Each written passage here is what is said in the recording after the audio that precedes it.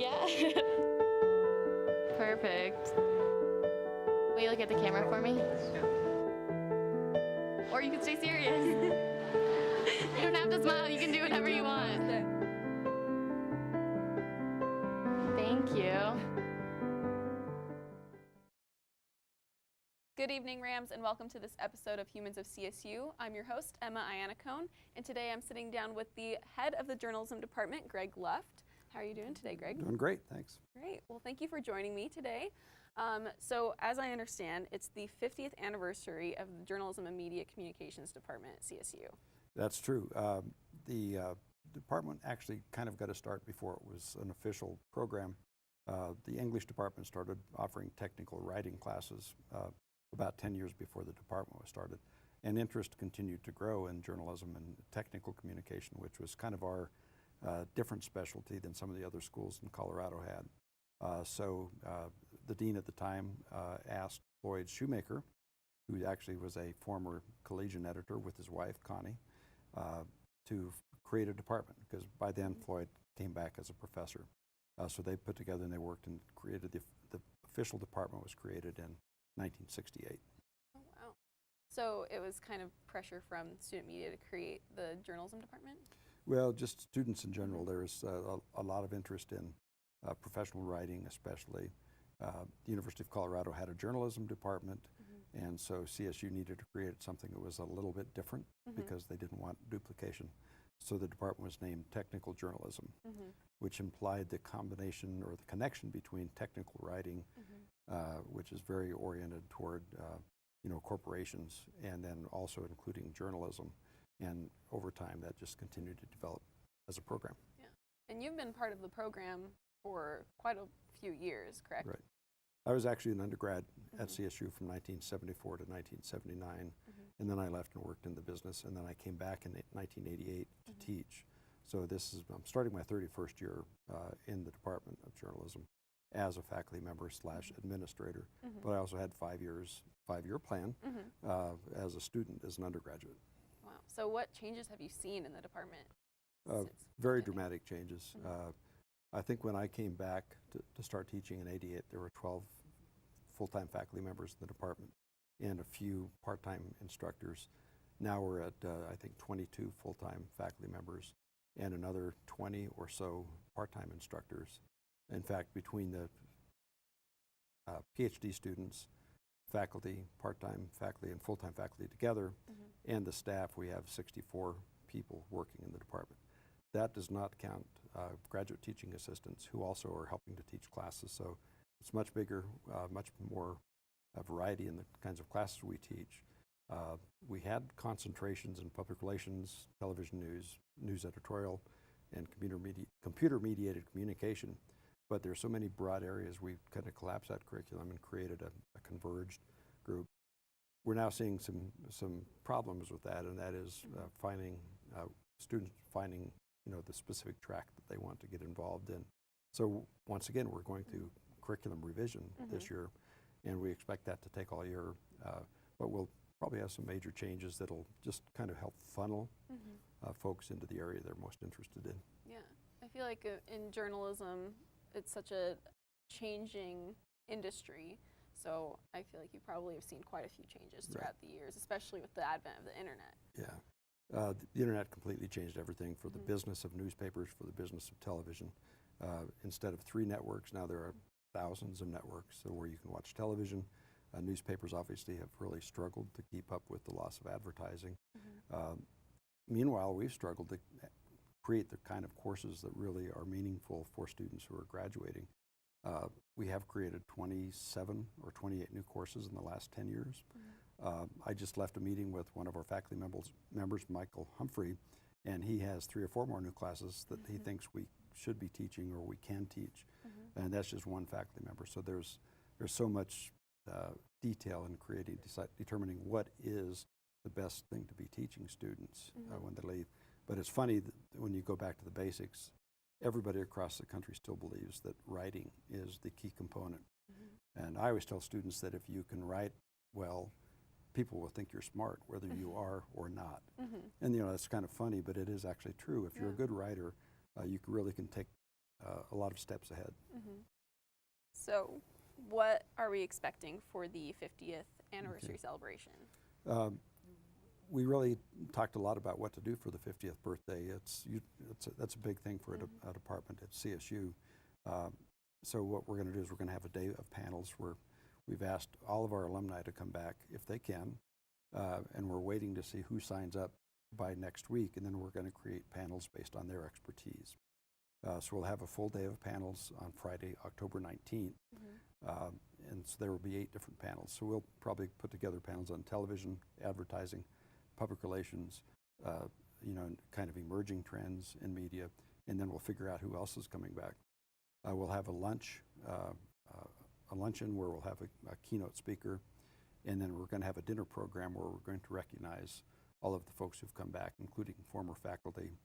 We'll have a reception, we'll have a dinner, that will probably be emceed by a couple of our graduates, still talking to make sure 1 or 2 of them can come back. And then we're going to have a watch party for the Boise State versus CSU game.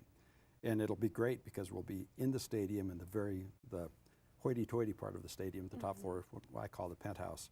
And we'll get to watch the game, and it'll be a great time for us all to be able to converse and get to know each other really well, because there's no set program. We'll get to mingle and do all that kind of thing. So it'll be about 16 hours, I think, and I think it'll really be good for the department to get everybody together. That's awesome. What do we know of any notable alumni that'll be coming back for the celebration? Well, one of the guest speakers that we want, and I'm not sure whether he will be the lunch keynote or whether he'll speak at the dinner, and that is Eugene Daniels, who was here in the studio 5 years ago with Campus TV.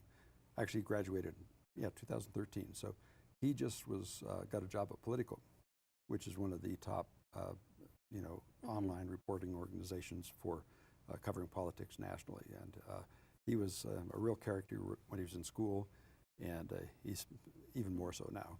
So we're looking forward to him coming back. Sam Johnston, who is the publisher of the Aspen Times, is going to come back, and we think that she's going to be one of the co-hosts for the dinner. She's also been the executive director of the Colorado Press Association. And we have a smattering of other folks we're hoping to come back. We don't think Charlie Daggett, who's going to come back, he's the CBS News correspondent in London. He's been our keynote before at one of our media festivals. So a lot of folks are just now kind of committing, but we'll have a great crowd. Yeah, it sounds like it. Yeah. Well, I look forward to it. I'll hopefully be in attendance. Well, thank you so much for joining me tonight, Greg. I really appreciate you coming on. Don't go anywhere, Rams, because up next we're going to take a look at the CSU Swing Dance Society and their impact on students.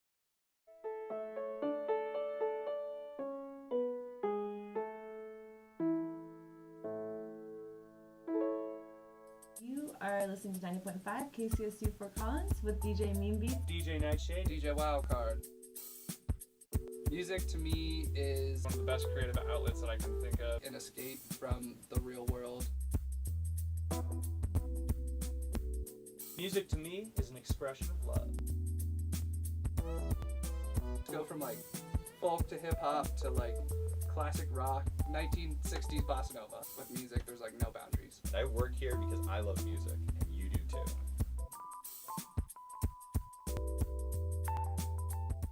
Okay, so we drowned the fire. Yep. Stirred it. Drowned it again.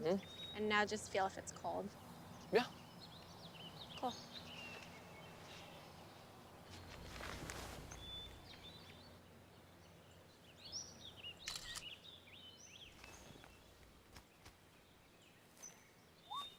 Smokey just gave me a bear hug. I know. I already posted it. With more than 400 clubs for CSU students to join, smaller ones can get lost in the shuffle. But this club is the shuffle. Quill Maurer was an average college student when he began his battle with depression. It was kind of a dark night of the soul type moment. It was a really rough semester for me, and I was really suffering emotionally. But then someone introduced him to the CSU Swing Dance Society. I realized it's everything that I sucked at, and I was like, well, maybe it'd be good for me. So I decided to try to take it up and started coming here, and I think I was right. Probably one of the best decisions I've ever made in my life. Quill is just one of many students who found his place at the Swing Dance Society. To Asia, the club isn't just about dancing. I would say to me, the Swing Dance Society is about connecting with each other, making good friendships, and having fun to blow off all the stress of college. Club members encourage everyone to attend, even students who don't know how to dance. And for Tiffany Deeds, that only keeps her coming back. Well, I really loved it so far. I'm not a very good dancer, but it's very beginner friendly, and all the people are really nice, and it's just a good time.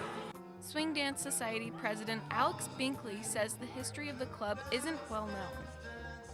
As far as the club itself, we've been here since 1995, so it's one of the oldest clubs in the school. It's actually one of our prouder points. As far as like who started and all that, it's kind of been lost to the mist of time and all that, so.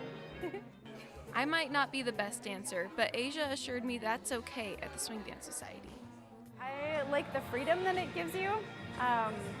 Swing dancing isn't like other forms of dance, you know, it's very flexible, and when you mess up, it's actually just kind of like funnier, and people don't really take themselves super seriously.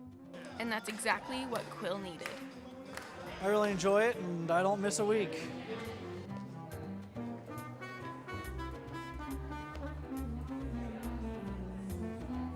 Anyone interested in joining the CSU Swing Dance Society can find them on Wednesday evenings at 7:15 in the Cherokee Park Ballroom in the Laurie Student Center. You can also find out more information about the club on their Facebook page.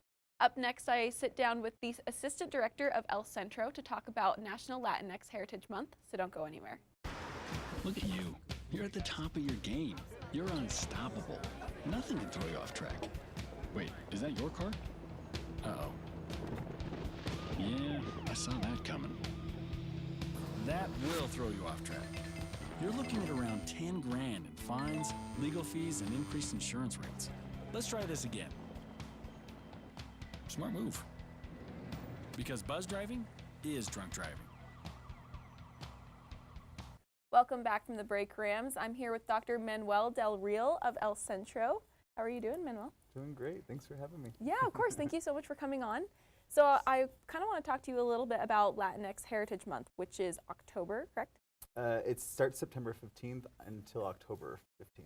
Oh, wow. Okay. So it's a whole month celebration. Sweet. So what are we doing with El Centro? How are we celebrating? Yeah, so El Centro, the mission of El Centro is basically just to provide a supportive community for Latinx students here on campus. And so part of it is basically just providing programs for students. And so that's where I was like, you know what, I'll take care of Heritage Month. And so typically what we wanted to do this year was just highlight a lot of like storytelling within the community and really highlight the diversity that's in the Latinx community.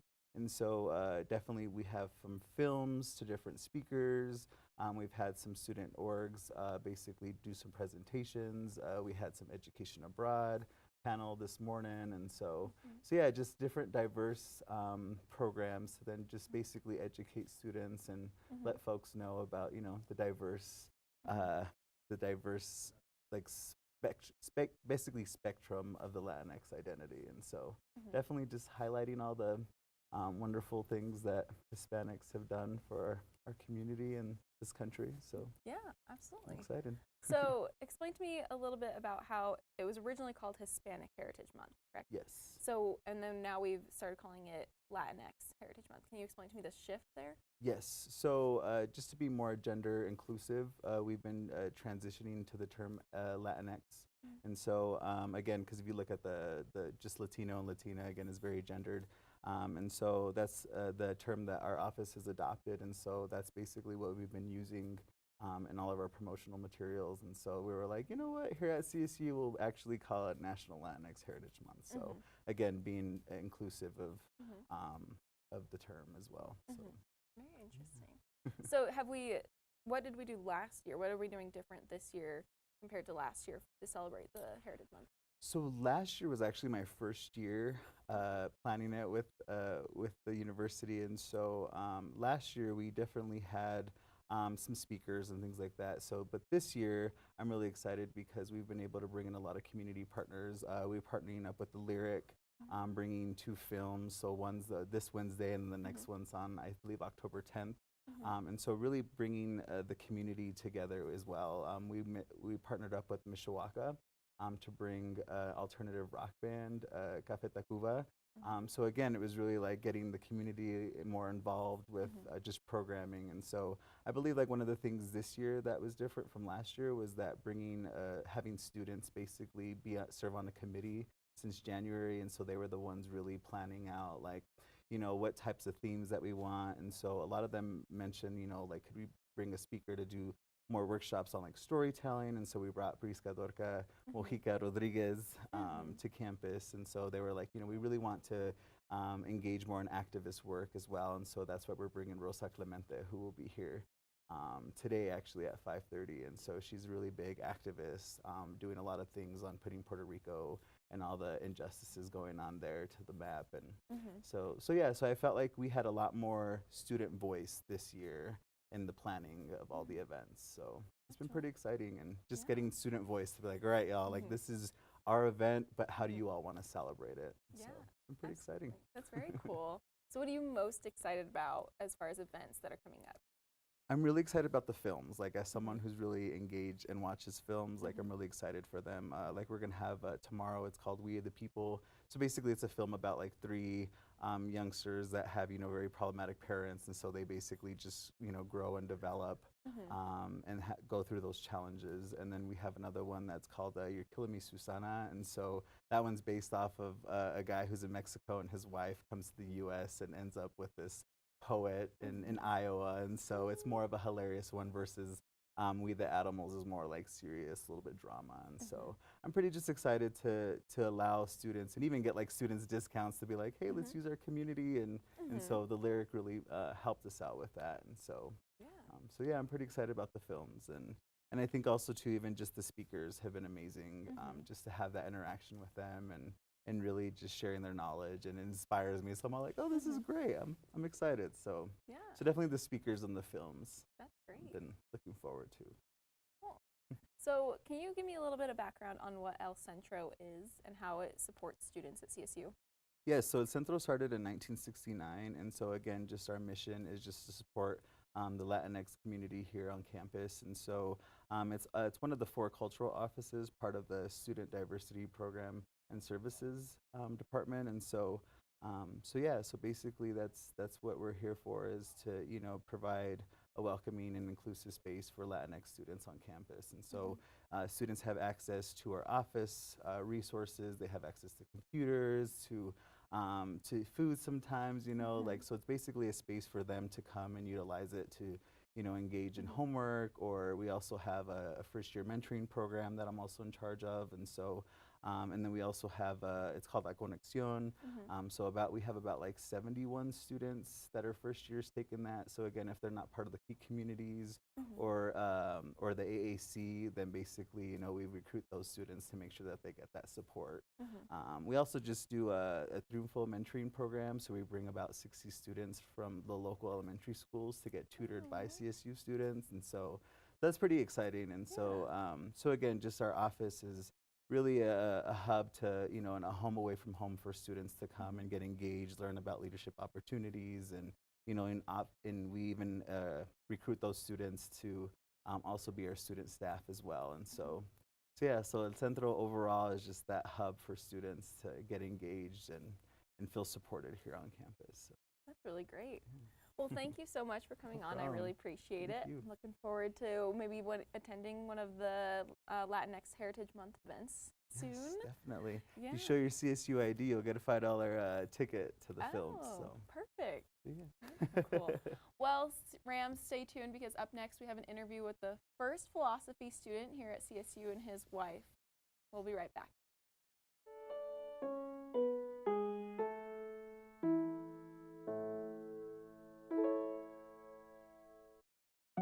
They told me a bottle couldn't dream, that I would never become a superhero.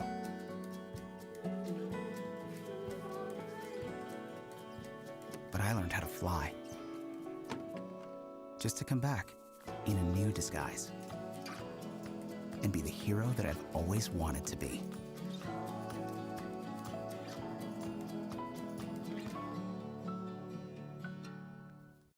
Welcome back from the break, Rams. I'm Emma Iannacone here with Dick and Margaret Miller from the class of 1964. Dick, you were the first philosophy major at CSU, correct? That's correct. Not the first graduate. Not the first graduate. Somebody transferred in and graduated out a quarter before I did. Oh, he stole the title right out from under you. And realized it took me years to realize it didn't make a bit of difference. Yeah. So tell me a little bit about what CSU was like back in '64. You were an English major, correct? Yes. In 1960, when we started, the honors program was just getting started then, and they had honors classes for freshman English, and they had honors classes for the beginning history course, and I think those were the only ones. And we were both in both of those honors classes. Oh, so you were also some of the first honors students at Yes. CSU. Oh, what was the program like back Had some absolutely phenomenal teachers that taught us to read better than we had, to think better than we had. Although I do remember getting a comment on an essay I wrote on King Lear, where I tried to argue that the behavior of his daughters Goneril and Regan was understandable for the age, and got the note back from Mr. Cash saying that he despaired of my debate training. Oh, wow. But Mr. Cash was wonderful for my social life. The first thing I remember was that he got us all together in a big circle and had us each introduce ourselves and tell something about ourselves. And so I reported that my family had a pet alligator, which was true. At that time, my younger brother, who was 3 years younger than I, had a friend who moved to Florida, and this boy sent us a live alligator, which I found in the mailbox in a box marked live alligator. So my father managed to keep this poor reptile alive, although it never really flourished and it didn't ever get very big. But I thought that was something that would be sort of interesting. So this young man next to me, the one that's sitting next to me now, said, her alligator bites her fingernails. And of course, I was the one that bit my fingernails. So, so I eliminated him from my secret agenda, which was to get my MRS degree, although I told my parents that I was here to get a major in English and minor in education and be a high school or junior high teacher. So you had a secret agenda the whole time. It was, yes. And the honors program was a great help in that. It had many, even after I eliminated Dick, it had many other young men that I considered very possible. So I sort of thought of myself, it was way before the TV program, but I was kind of like the Bachelorette. You know, I was sort of hoping that the one that I picked out would also like me too. So if you had eliminated him, then how did he win you over in the end? That would be second quarter. We were on the quarter system then, and we came back after Christmas, and I had not seen him because I didn't realize that he had dropped out of school to have back surgery. And Mr. Cash had a wonderful little farm out south of town, beyond where the first McDonald's is, and he invited us, the whole class, out to his farm for a party inside his farmhouse with his family. And I re-met this young man, and I sort of remembered, although it was a blessing in disguise because I stopped biting my fingernails as of that day. And I was ready to go home from the party, and the people that had brought me were not ready to leave yet. And he was willing to take me home in his car. And I figured once I found out that his father was assistant dean of students, that it was probably safe to get in the car with him. Yeah. And he was a wonderful conversationalist, and kept me entertained all the way home, and that was the start of our dating. How sweet. So tell me a little bit of background on the philosophy department, how that got started, and how you became the first major in the department. Well, I came here not having any idea of what I was going to do. I just looked at what I'd done well in high school. And so I was a math major. Turned out I didn't get along with my advisor. And I subsequently, years later, I told my parents, and they said, you know, one of your best friends in high school, father, was the vice chair of the math department.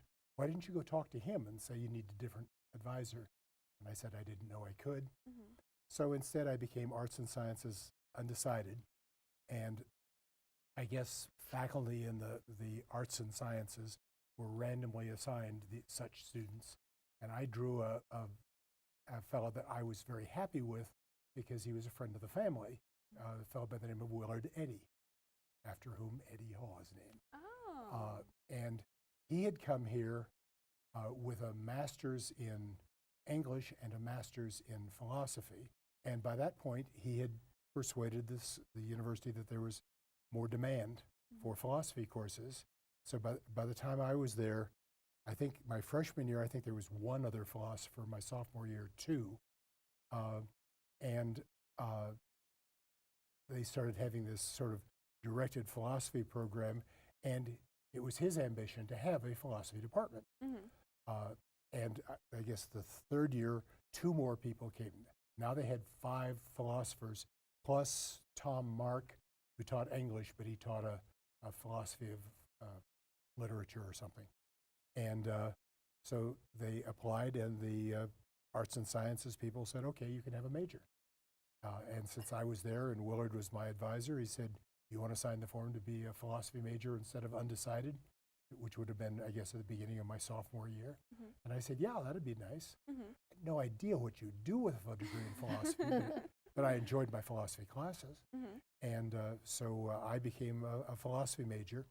Didn't get to be the first graduate because a fellow transferred in ahead, who was ahead of me, and but maintained a relationship. In fact, I gave John Didier, I found the letter from Willard Eddy when I was finishing graduate school, that I wrote back to say, is there a chance there's a job at CSU? And he said, no, there are no jobs here at all. So I scouted around and wound up going to what was then the University of Missouri-Rolla. I was in contact with CU at the time, and the guy said, can you tell me what you're being offered so I know whether we have a chance? And I told him, and he said, for heaven's sakes, take it. Wow, that's really interesting. So unfortunately, we're all out of time, but I want to hear more about CSU back in the 60s later on. That's all the time we have for this episode of Humans of CSU. Rams, thank you so much for joining us, and be sure to tune in tomorrow night for CTV's news show with me and Ryan Christ. Have a good night.